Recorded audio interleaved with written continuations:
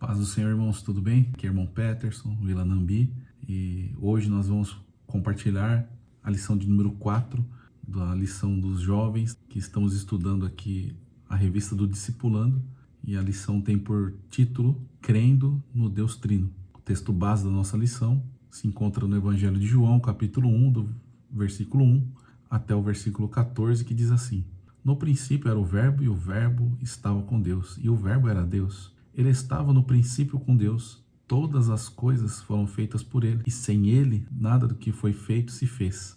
Nele estava a vida, e a vida era a luz dos homens. E a luz resplandece nas trevas, e as trevas não a compreenderam. Houve um homem enviado de Deus, cujo nome era João. Este veio para testemunho, para que testificasse da luz, para que todos crescem por ele. Não era ele a luz, mas veio para que testificasse da luz. Ali estava a luz verdadeira que alumia todo homem que vem ao mundo. Estava no mundo, e o mundo foi feito por ele, e o mundo não o conheceu. Veio para o que era seu, e os seus não o receberam. Mas a todos quantos o receberam, deu-lhes o poder de serem feitos filhos de Deus, aos que creem no seu nome, os quais não nasceram do sangue, nem da vontade da carne, nem da vontade do varão, mas de Deus. E o Verbo se fez carne e habitou entre nós, e vimos a sua glória como a glória do unigênito do Pai, cheio de graça e de verdade. Então, como disse, estamos aqui na lição 4, e essa lição ela é muito importante, porque ela traz aqui uma das mais importantes doutrinas bíblicas, que é a Santíssima Trindade. Ela também é um grande mistério da fé cristã, e embora as Sagradas Escrituras dão testemunho com muita clareza acerca deste assunto, muitas pessoas ainda resistem ao ensino bíblico da Santíssima Trindade. Eu não tenho, obviamente, a pretensão de explicar Deus aqui, mas desejo mostrar a vocês o que a Bíblia diz acerca deste assunto. A lição está dividida em 3 tópicos. O primeiro tópico é a evidência bíblica do Deus Trino, no Antigo Testamento, no Novo Testamento. Depois, nós vamos para o segundo tópico, que está relacionado a alguns equívocos doutrinários. Então, equívocos quanto à doutrina da Santíssima Trindade ao longo da história.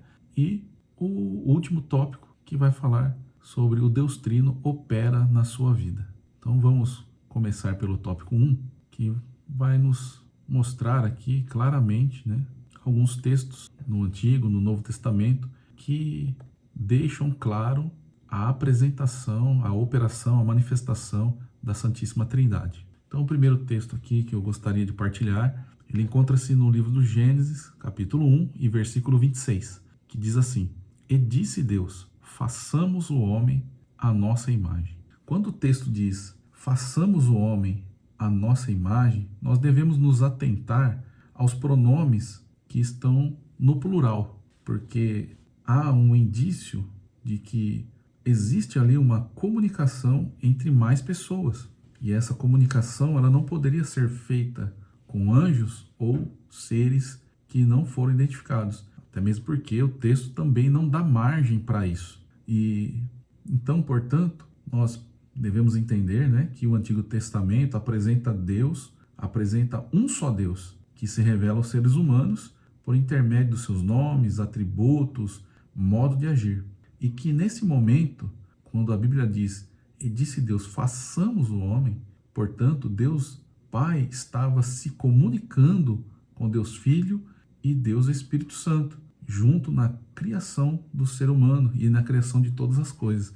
E é interessante que nós lemos aqui o texto base, e o texto base está já no Novo Testamento, mas ele corrobora nos 3 primeiros versículos, que diz, no princípio era o Verbo, e o Verbo estava com Deus. E o Verbo era Deus. E Gênesis começa, no princípio, a terra era sem forma. Então, no princípio, estava lá já com Deus. Ele estava no princípio com Deus. Todas as coisas foram feitas por ele, e sem ele, nada do que foi feito se fez. Então, veja que já no primeiro capítulo da Bíblia, no livro do Gênesis, no versículo 26, quando a Bíblia diz que disse Deus, e disse Deus, façamos, está no plural, e há uma comunicação ali, como disse, né, com outras pessoas envolvidas na criação do homem.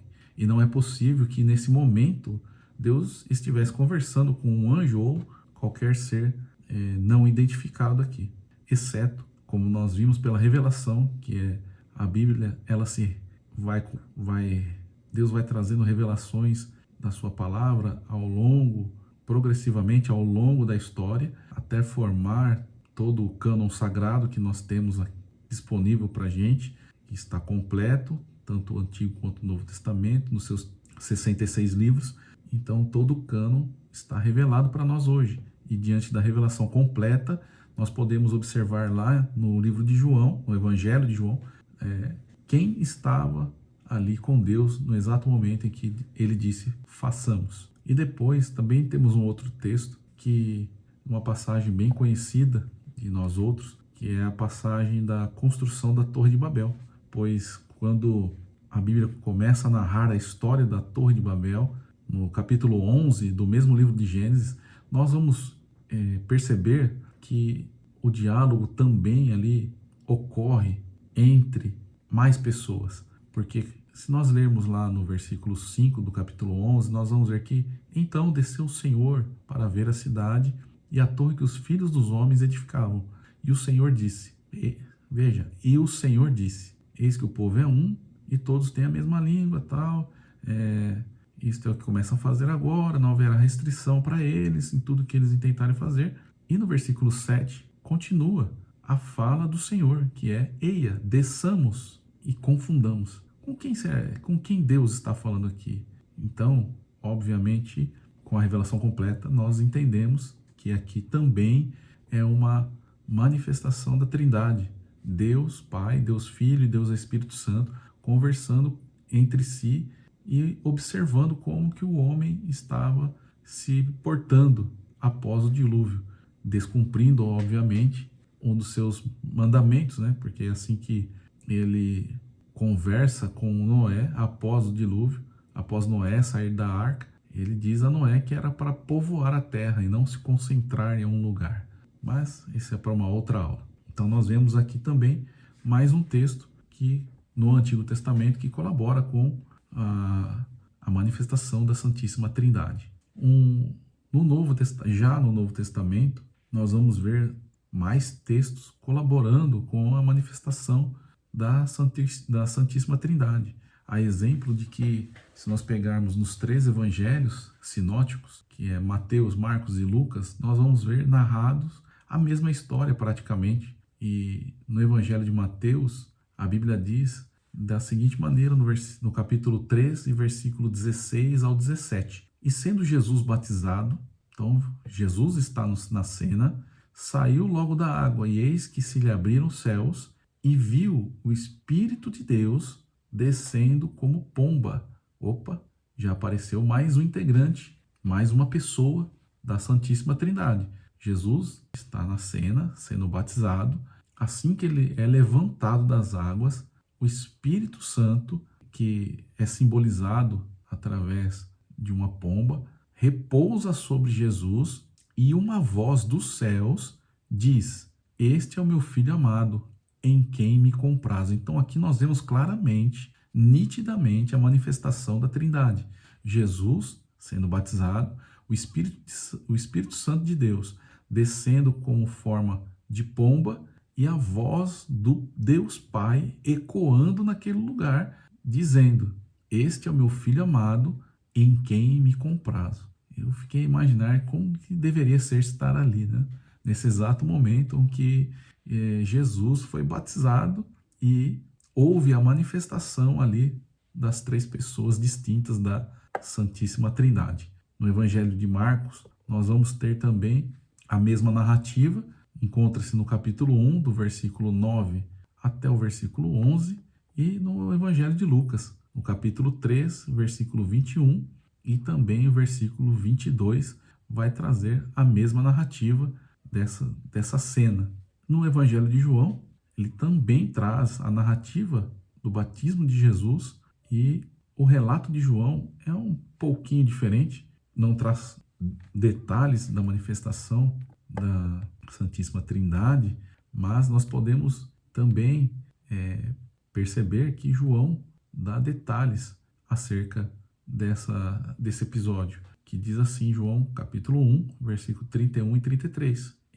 Eu não o conhecia, mas para que ele fosse manifestado a Israel, vim eu, por isso, batizando com água. E João testificou, dizendo, eu vi o Espírito descer do céu como uma pomba e repousar sobre ele. E eu não o conhecia, mas o que me mandou a batizar com água, esse me disse, sobre aquele que vires descer o Espírito e sobre ele repousar, esse é o que batiza com o Espírito Santo e com fogo. Veja, então, é o que batiza com o Espírito Santo. Então veja que João traz um outro relato, embora aqui esteja omitido ali, né, a fala do Deus Pai, mas ele vê claramente o Espírito repousar sobre a vida de Jesus. E isso também é uma das provas contidas no Novo Testamento. Um outro texto bíblico no Novo Testamento, melhor dizendo, né, é a fórmula batismal, que quando nós lemos lá em Mateus capítulo 28, versículo 19, portanto, ide, ensinai todas as nações, batizando-as em nome do Pai, e do Filho, e do Espírito Santo.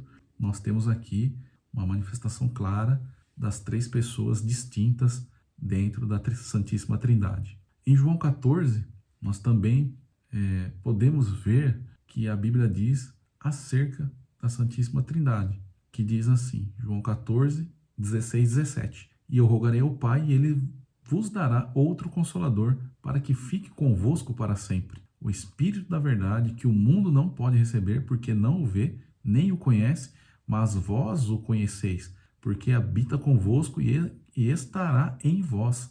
Então veja que Jesus está dizendo aos seus discípulos que enviará outro Consolador. O Pai vai dar outro Consolador de igual essência, de igual substância, para que fiquem convosco. Então eles não vão ficar órfãos. E com isso nós podemos ver que na fala de Jesus que ele vai habitar em nós, ou nos discípulos. E quando isso acontecer, que é o que depois Paulo revela lá em Coríntios, não sabeis vós que sois templo do Espírito Santo de Deus e que o Espírito de Deus habita em vós, lá em Coríntios 3,16, se não me falha a memória. Então nós vemos que o Espírito Santo já vem com outras atribuições, com outras atividades. Porém, ele é Deus, assim como Deus Pai é Deus e assim como Deus Filho é Deus em triuno. Deus uno em três pessoas. Também nós podemos ver outro texto que colabora com a Santíssima Trindade, é a bênção apostólica, que está lá em 2 Coríntios capítulo 13 e versículo 13. A graça do nosso Senhor Jesus Cristo, o amor de Deus e a comunhão do Espírito Santo sejam com todos vós. Amém. Então nós vemos aqui, assim como na fórmula batismal, a manifestação da Santíssima Trindade. Um outro texto que colabora com a divindade de Cristo, aqui é já mais precisamente isso, né? É João 8,58, que diz, e disse-lhe Jesus, em verdade vos digo, que antes que Abraão existisse, eu sou. Depois, João 10,30, também vai nos remeter à mesma essência de Deus Pai e Deus Filho, porque Jesus diz, eu e o Pai somos um. Então não haveria por que Jesus dizer isso se não fosse de mesma essência. Colossenses 1,17 diz, e ele é antes de todas as coisas, e todas as coisas subsistem por ele. Então, ou seja, Paulo está colaborando com o que João escreveu lá nos 3 primeiros versículos do capítulo 1 do seu livro, do Evangelho de João. E depois, no capítulo 2, versículo 9, da mesma carta, da mesma epístola aos Colossenses, o versículo 9 diz assim, porque nele habita corporalmente toda a plenitude da divindade. Então, ou seja, em Jesus habita toda a plenitude da divindade. Toda. Não é metade, não é um pedaço, é toda. Então, portanto, nós adoramos um Deus em trindade, trindade na unidade, sem confundir as pessoas, sem dividir a substância, porque o Pai é Deus, o Filho é Deus e o Espírito Santo é Deus. O Pai não é o Filho e não é o Espírito Santo. O Filho não é o Pai e também não é o Espírito Santo. E o Espírito Santo não é o Pai e não é o Filho. Contudo, cada um tem as suas atividades ao longo da história, conforme a Bíblia nos revela. Aqui nós encerramos o tópico 1 e nós vamos para o tópico 2, falarmos acerca dos equívocos quanto à doutrina da Santíssima Trindade que ocorreram ao longo da história da Igreja. Então, já logo durante, né, a história da Igreja Cristã, alguns cometeram alguns equívocos doutrinários com relação à Santíssima Trindade. E um desses equívocos doutrinários está relacionado ao subordinacionismo. O subordinacionismo é uma doutrina que diz que o Pai é maior que o Filho é maior que o Espírito Santo e o Espírito Santo é o último ali na hierarquia. É uma ideia de um Deus isolado. Essa ideia de um Deus isolado, ela não honra o que as Escrituras Sagradas diz. As três pessoas da Santíssima Trindade trabalham em comunhão e a encarnação do Filho revela que Deus é o Pai. E o Filho possui a mesma natureza e essência com o Pai, que é o que nós lemos em João 10:30, né? Que nós lemos agora há pouco, que diz que eu e o Pai somos um. E depois em Mateus 11:27, que diz: tudo me foi entregue por meu Pai, ninguém conhece o Filho a não ser o Pai, e ninguém conhece o Pai a não ser o Filho, e aquele a quem o Filho quiser revelar. E nós vemos na sequência que o Espírito Santo, ele foi enviado pelo Pai em nome do Filho, não deixando o Espírito Santo como o lanterna, o último da hierarquia, de jeito nenhum. Eles são três em um e todos eles têm a mesma essência, os mesmos atributos, comunicáveis e incomunicáveis. E nós podemos ver que em João 14:26, mas aquele Consolador, o Espírito Santo, que o Pai enviará em meu nome, vos ensinará todas as coisas e vos fará lembrar de tudo quanto vos tenho dito. E pelo Filho, da parte do Pai, nos revelando que o Espírito Santo é com o Pai e o Filho a mesma divindade. Como diz: mas quando vier o Consolador, que eu, da parte do Pai, vos hei de enviar, aquele Espírito da verdade que procede do Pai, testificará de mim. Então veja que os três têm a mesma essência, têm a mesma autoridade. Não está um distante do outro. Não, de jeito nenhum, irmãos. Aqui nós vemos claramente isso. Um outro equívoco teológico foi a crença do modalismo, que é a doutrina que o Pai, o Filho e o Espírito Santo são modos ou modalidades diferentes de Deus, o único, Deus único, se manifestar. Essa doutrina ela afirma que ele se manifestou no Antigo Testamento como o Pai, no Novo Testamento ele se manifesta como o Filho e nos dias atuais, no tempo da Igreja, né, ele está a se manifestar como o Espírito Santo. Só que as Escrituras deixam claro, irmãos, que a Santíssima Trindade, eles são de mesma forma e têm a mesma natureza e essência, elas não se dividem, elas são indivisíveis. E aí nós podemos ver em 1 Coríntios capítulo 8 e o versículo 6, todavia para nós há um só Deus, o Pai, de quem é tudo e para quem nós vivemos, e um só Senhor Jesus Cristo, pelo qual são todas as coisas e nós por eles. 1 Coríntios 12:11 está escrito assim: mas um só e o mesmo Espírito realiza todas essas coisas, distribuindo-as a cada um individualmente, conforme Ele quer. Então, perceba, irmãos, perceba que o Espírito Santo, ele também é Deus, por conta que ele está com os sentimentos de querer. Então, se aqui Paulo está relatando no capítulo 12, e do versículo 11, 12, 13, ali, naquela região, naqueles textos, né, acerca dos dons espirituais. E quando Paulo está descrevendo acerca dos dons, ele conclui a cada etapa, ou conclui ali o raciocínio, que Espírito que realiza essas coisas. E ele distribui os dons a cada um individualmente, conforme ele quer. Então, é conforme o Espírito Santo quer, irmãos. O Espírito Santo é Deus, então por isso que ele tem essa autoridade, essa maneira de distribuir os dons à igreja do Senhor Jesus. E para finalizarmos aqui o tópico 2, ainda temos mais um equívoco teológico. Então nós falamos de 2 equívocos teológicos, né?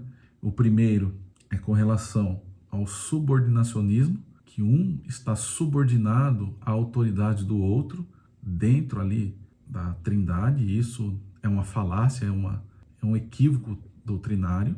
Depois, também tivemos aqui o segundo, a crença dos modalistas, que afirmam que Deus se manifestou como Pai no Antigo Testamento, se manifestou como Filho no Novo Testamento, e nos dias atuais, na era da Igreja, ele se manifesta como Espírito Santo.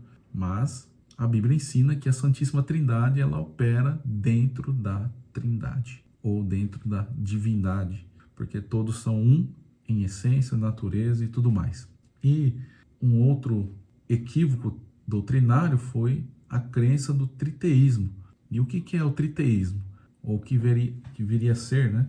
É a crença de que são deuses distintos, separados e autônomos. Mas espera lá, a Bíblia condena a idolatria. E se ela condena a idolatria, como nós poderíamos adorar a 3 deuses? Em hipótese nenhuma, irmãos. Então, quando eu adoro o Deus Pai, eu também estou adorando o Deus Espírito. Quando eu adoro o Deus Espírito Santo, eu também estou adorando Deus Filho e Deus Pai. E assim sucessivamente, irmãos. Quando eu adoro um, estou adorando os outros. Mas voltemos aqui a este equívoco doutrinário, que eles deixam separados ali distintamente as 3 pessoas dentro da Trindade. Contudo, a Igreja de Cristo afirma e reafirma a existência objetiva de 3 pessoas na Trindade: o Pai, o Filho e o Espírito Santo. Entretanto, nós não cremos separadamente. Há uma unidade perfeita na Trindade.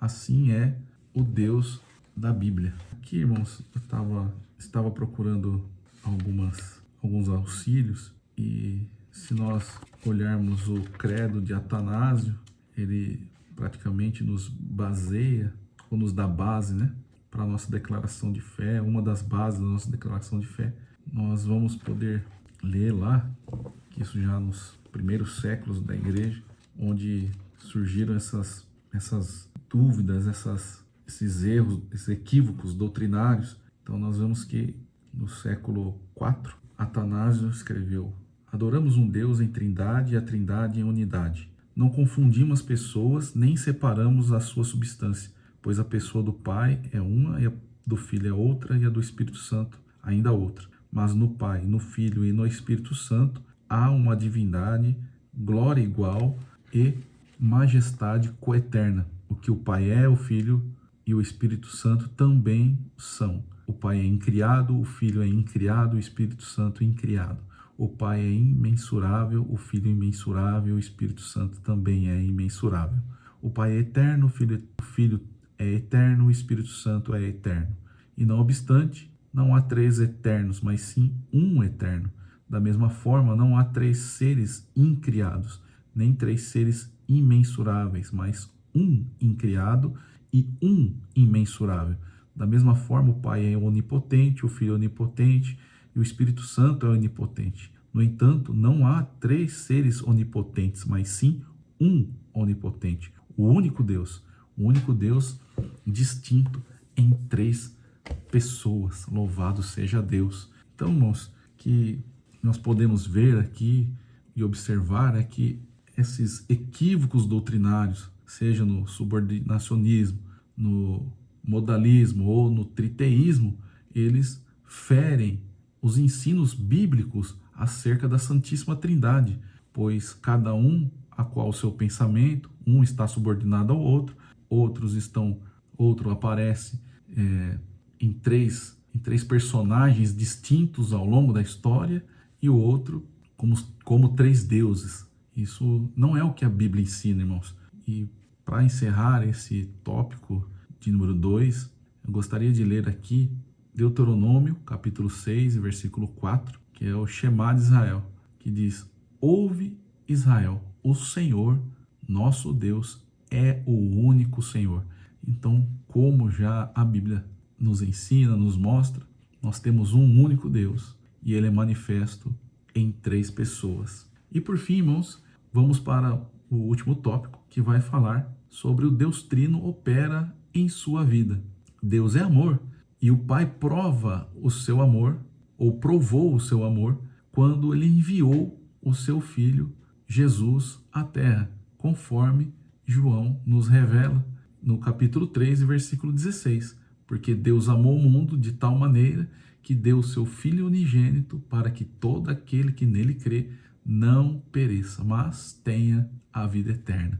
Então, nós vemos a prova de amor do Deus Pai para conosco ao enviar o seu Filho unigênito para que ele pudesse nos resgatar e nos libertar da maldição do pecado que foi ali passada, né, para nós após o pecado de Adão e Eva, onde desobedeceram ao Senhor, e Deus tinha o plano perfeito, e o plano perfeito estava ali se consumando quando Jesus veio ao mundo.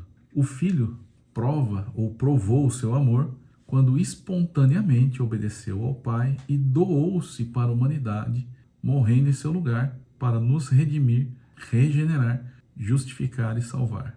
E para colaborar com esta fala, né, a gente precisa embasar biblicamente, nós vamos ler Romanos capítulo 1, Romanos capítulo 8, irmãos, e versículo 1 até o versículo 11. Portanto, agora nenhuma condenação há para os que estão em Cristo Jesus, que não andam segundo a carne, mas segundo o Espírito. Porque a lei do Espírito de vida em Cristo Jesus me livrou da lei do pecado e da morte. Porquanto o que era impossível à lei, visto como estava enferma pela carne, Deus enviou seu Filho em semelhança da carne de pecado, pelo pecado condenou o pecado na carne, para que a justiça da lei se cumprisse em nós, que não andamos segundo a carne, mas segundo o Espírito. Porque os que são segundo a carne inclinam-se para as coisas da carne, mas os que são segundo o Espírito para as coisas do Espírito. Porque a inclinação da carne é a morte, mas a inclinação do Espírito é vida e paz. Porquanto a inclinação da carne é inimizade contra Deus, pois não é sujeita à lei de Deus, nem em verdade o pode ser. Portanto, os que estão na carne não podem agradar a Deus. Vós, porém, não estáis na carne, mas no Espírito, se é que o Espírito de Deus habita em vós. Mas se alguém não tem o Espírito de Cristo, esse tal não é dele. E se Cristo está em vós, o corpo, na verdade, está morto por causa do pecado, mas o Espírito vive por causa da justiça. E se o Espírito daquele que dos mortos ressuscitou a Jesus habita em vós, aquele que dos mortos ressuscitou a Cristo também vivificará o vosso corpo mortal pelo seu Espírito que em vós habita. Louvado seja Deus! Louvado seja Deus! Então nós vemos que o nosso Deus, nosso Senhor Jesus, melhor dizendo, ele provou o seu amor para com a humanidade, doando-se, entregando-se à humanidade. E é interessante que quando nós falando sobre isso, nós também não podemos deixar de ler, né, mais um texto bíblico que está lá na Epístola aos Filipenses, no capítulo 2, que Paulo inicia ali algo como que nós deveríamos copiar, deveríamos buscar ter em nós esse mesmo sentimento, que ele começa assim no versículo 5, de sorte que haja em vós o mesmo sentimento que houve também em Cristo Jesus, que sendo em forma de Deus, não teve por usurpação ser igual a Deus, mas aniquilou-se a si mesmo, tomando a forma de servo, fazendo-se semelhante aos homens, e achado na forma de homem, humilhou-se a si mesmo, sendo obediente até a morte, e morte de cruz. Pelo que também Deus o exaltou soberanamente, ele deu um nome que é sobre todo nome, para que ao nome de Jesus se dobre todo joelho dos que estão nos céus e na terra e debaixo da terra, e toda língua confesse que Jesus Cristo é o Senhor, para a glória de Deus Pai. Louvado seja Deus. Então veja, irmãos, que tremendo é o amor de Deus para conosco. E essa descoberta, ela é ímpar em nossas vidas. Eu tive o privilégio de ser alcançado por esse amor no ano de 2002. E hoje eu estou aqui para a glória de Deus, para poder testificar para vocês que foi a melhor decisão que eu tomei na minha vida, que era entregar a minha vida ao Senhor Jesus. Pois naquela época eu vivia como uma ovelha que não tem pastor, vivia por aí, mas Jesus me encontrou. E quando ele me encontrou, irmãos, que glória, que coisa maravilhosa. E não vou falar que ao longo desses pouco mais de 20 anos que sirvo ao Senhor, eu não dei diversos motivos para ele me abandonar, mas eis que ele nunca me abandonou, irmãos, nunca. Sempre esteve comigo, me corrigindo, me amando, me guiando e fazendo com que nos momentos de dificuldade, de deslizes, ele me guiasse, me corrigisse para que eu pudesse voltar ao caminho a qual ele já havia me mostrado. E eu louvo a Deus por conta de que Deus continua a falar conosco nos dias de hoje. E ele fala poderosamente aos nossos corações. Espero um dia me encontrar com ele, porque essa é uma das maiores esperanças da igreja, encontrar-nos com o Senhor Jesus. E você espera ainda esse encontro? Você espera encontrar-se com o Senhor Jesus? Amados, pense nisso. Louvado seja o nome de Jesus. Pense no encontro com o Senhor. Pense nesse encontro glorioso com o Senhor. E voltando à lição, irmãos, o Espírito Santo também prova o seu amor para conosco. E é interessante que quando nós lemos o texto e ele fala conosco, o texto se torna diferente. Em João 16, capítulo 16, do versículo 7 ao 11, diz assim: Todavia digo-vos a verdade, que vos convém que eu vá, porque se eu não for, o Consolador não virá a vós, mas quando eu for enviar-vos-ei, e quando ele vier, convencerá o mundo do pecado, da justiça e do juízo. Do pecado, porque não creram em mim. Não creem em mim. Jesus está dizendo isso. Da justiça, porque eu vou para o meu Pai e não me vereis mais. E do juízo, porque já o príncipe desse mundo está julgado. Então, irmãos, quando é um tema para um outro assunto depois, né, óbvio, mas quando nós lemos que a blasfêmia contra o Espírito Santo, ele é um pecado que não tem perdão, nós vemos que se eu e você blasfemarmos contra a única pessoa que está ali, demonstrando o seu amor, nos convencendo do pecado, da justiça e do juízo, quem mais nos convencerá, irmãos? Quem mais? E ao longo dessa lição, pude ver, irmãos, o amor de Deus para conosco, o amor de Deus para comigo, pois quem era eu? Quem sou eu, irmãos, para poder receber um amor tão imenso e grandioso, como eu estava dizendo anteriormente? O amor de Jesus por nós, de Deus por nós, foi sempre Ele quem buscou ter comunhão conosco. Sempre partiu dele ter comunhão comigo e com você. Então, que nós possamos valorizar esse amor e reconhecer esse amor tão imenso de Deus Pai para conosco. Queridos, um grande abraço, fiquem com Deus, que a paz do Senhor Jesus esteja convosco desde agora e para todo sempre, em nome do Senhor Jesus. Amém. Deus abençoe, irmãos.